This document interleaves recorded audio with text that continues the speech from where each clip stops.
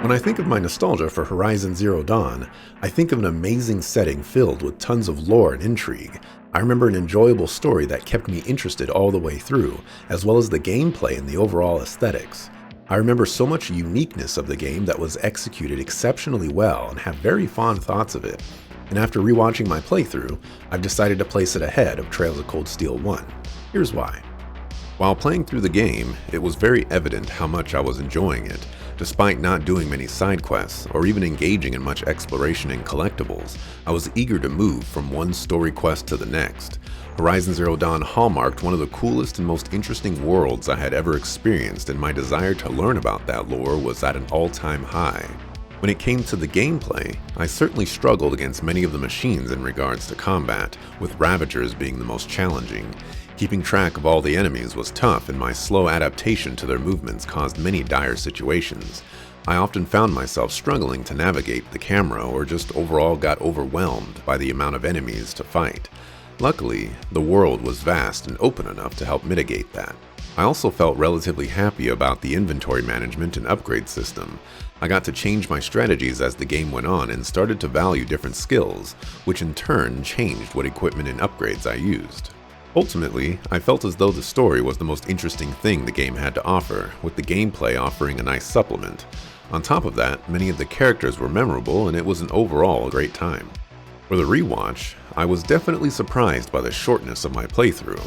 While I try not to engage in every aspect of open world games, it felt as though I was scorned too many times and only did side quests that were the most interesting. That said, the shortness of my playthrough certainly came as a boon, since there was very little to stand in the way of the game's narrative. And said story is still really cool. It's absolutely fascinating to me to see two opposites, that being prehistoric cave-dwelling type people alongside robot animals. Their coexistence, their reasoning for being there, and the threats that loom were all very well done. It was cool to witness a very Native American style of thinking to Aloy's tribe, where they respect their surroundings and gather what they need, even if those things were robot parts. I also agreed with my past self's assessment on the gameplay. The camera was definitely a problem on numerous occasions, and many of the robots seemed to take advantage of those unfortunate moments.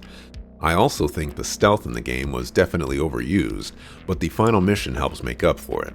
On top of that, it's not as though you're required to stealth around, but there's certainly encouragement there. Based on memory, I ranked Horizon Zero Dawn at 27 out of 117, and I'm uncertain where it would go. While I enjoyed the game a lot while playing it, I was fairly ambivalent during the rewatch.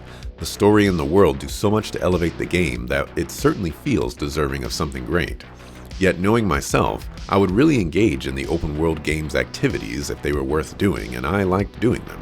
In this case, I basically skipped them all. At the same time though, is it really a justifiable reason for me to say the game is worse because its side quest didn't grab me? Especially considering the fact that effectively every game in existence has the same problem. I may be overreacting here. So, knowing what I know now with nostalgia and everything, I think Horizon Zero Dawn was one of the more memorable games I've played. It's notable, I enjoyed it a great deal, and it resonated with me.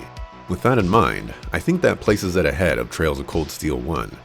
Its world and storytelling made for a more fascinating journey and adventure, which only stops short of The Legend of Zelda Breath of the Wild because I didn't get that same sense of wonder. Despite both being open world games, I felt as though I had never played another game like Breath of the Wild, where Horizon Zero Dawn was a world and story I'd never experienced. The edge is slight, but there, and likely because my past experience with Zelda games playing a role.